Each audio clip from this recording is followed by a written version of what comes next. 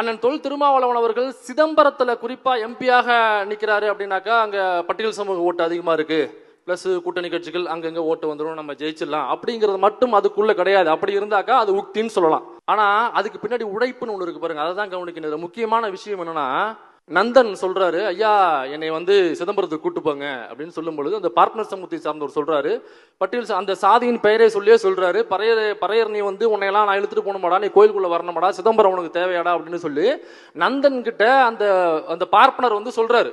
அதே சிதம்பரத்துல அதே கோயிலுக்குள்ள அண்ணன் தொல் திருமாவளவன் அவர்களுக்கு மணிமகுடம் சூட்டப்படுது.